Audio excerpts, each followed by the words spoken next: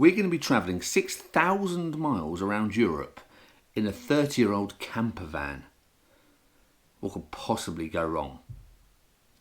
Okay, so this is our 1994 Talbot Express campervan, or motorhome, or whatever you want to define it as. So this is what we're going to be travelling 6,000 miles around Europe in. We're all ready to go. We've just got to pack the last few things, and then it's all set. And I can't wait. So it's going to take us around 6 weeks to do our journey. And yeah, we've never been anywhere in this before. So how will it fare? We have no idea. So that's all part of the fun. It's less than 24 hours until we head off to Europe for 6 weeks. And we have one rather big problem with the van to fix. The toilet flush. It's currently doing absolutely nothing. It's giving me no flush indicator at all. So we've got to fix it before we head off, because otherwise it's going to be a long 6 weeks with no flushing toilet. So let's take a look and see if we can please figure out what the hell is going on. Okay, so with these Thetford cassette toilets, there seems to be two main problems. The first one is the fuse has blown. Now, a lot of these have the fuse located at the back of the cassette, but mine doesn't have that, so I'm guessing that it's a slightly different model, and I can't find a fuse that actually controls the toilet power. So I'm going to skip that issue right now, and I've gone for this. So this is the actual water pump. Now, this is another really common problem. It's a simple impeller.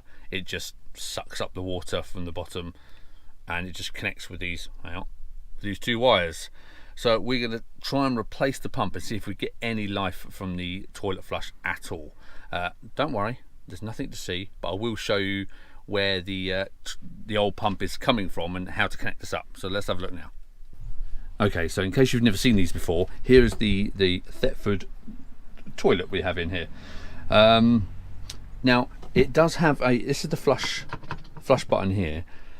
So it does have a small 12-volt flush, and as you can see here, you've got to take out the toilet roll holder. It just slides out. You can slide out the toilet roll holder, and underneath it is where the water pump goes.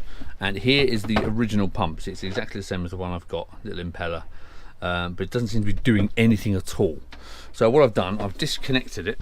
So here is the other end. This is actually coming from the van, basically, and as you can see, they are very black and grubby. So that's not great. That's not going to give us a great connection.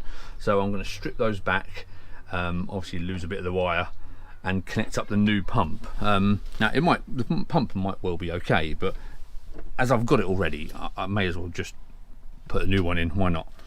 And it was connected originally with this little crimping thing, tube thing here, but these are a bit rubbish. This looks a bit crappy. So I've actually got some terminals instead. Here we go, let me show you these.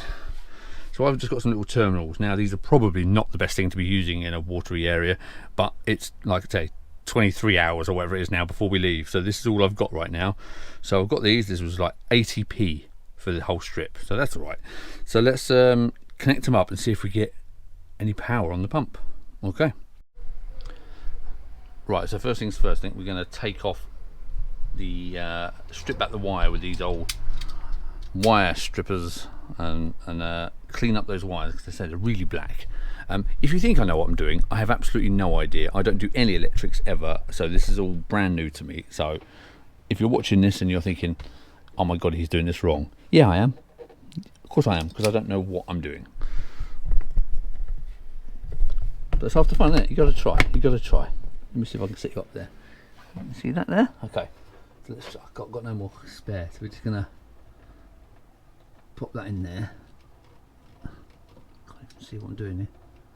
Pop that in there. Right, and just so in case you've never seen this before, I've never done this before. I'm just learning now. So if we want to strip back to expose a bit more cable there, you just put it in this little groove here, and you see where it pinches. That's, you just pull tight and just pull it, and it strips off a bit for you. Look at that. I didn't know that before today either, so you're learning with me. Did it again, and now we've got two longer exposed bits of wire. So now what we're going to do is, I've just done the other one, so we're just going to, I've connected this end in exactly the same, did exactly the same there, and now I'm just going to connect these two in there and screw them in with little top bits and see if we get any power.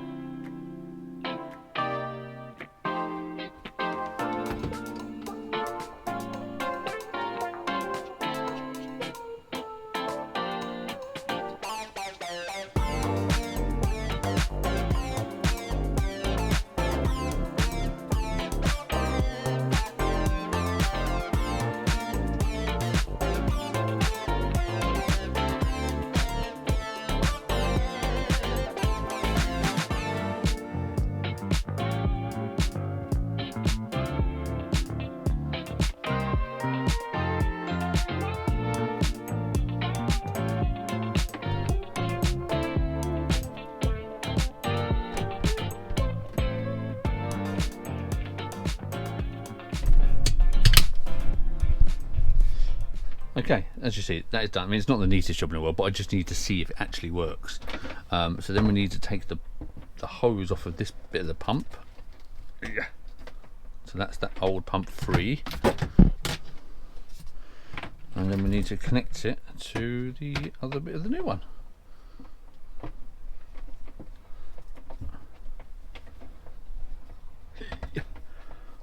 There we go. So there's our electricity and the pump done up. So let's see if we get anything when I press the flush button. So let me turn the old power on so we don't use any power. Let's just flick that on and see if we get any noise at all, because we had absolutely nothing when I pressed it before. And for the moment of truth, yeah, we have a flushing toilet. Okay, I can't believe I fixed it. Again, I've got no electrical training at all. I don't know what the hell I'm doing. I just had to go. So if you do have a problem with these Thetford toilets, then the pump was the issue that I had. So hopefully that helped you, and I'm very chuffed. Okay, we're back from Tesco's. We've stocked up on all the important things, things like, well, the vital things, the beans, baked beans. I'm taking about 10 cans of those with me. We've got some coffee, we've topped up on some cans, we've got the instant noodles, because a lot of things are shut when we arrive in Europe. We are arriving on Sunday, and a lot of things are closed on Sunday, so we want to make sure we've got some junk food basically to snack on. Some more pasta, crisps and plant-based protein, because you can't take anything milk across, so I had to get some plant-based protein, and there you go. So now we've just got to get all this in the van somehow. So yeah, that's the next test. So let's go to the van now and get it all put away.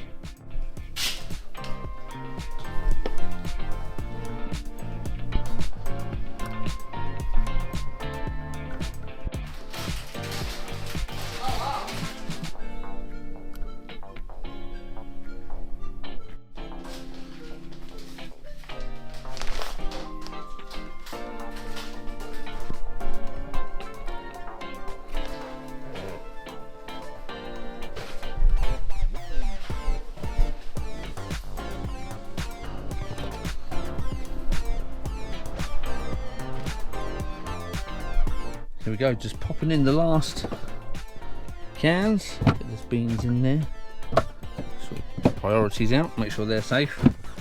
As you can see, once you load the van in, you can actually get quite a lot of stuff in here. It's pretty good, really.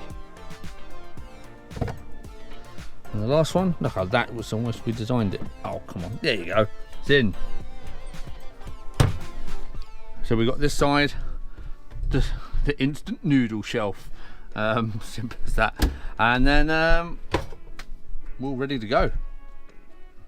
Now we just need to find space for this stuff.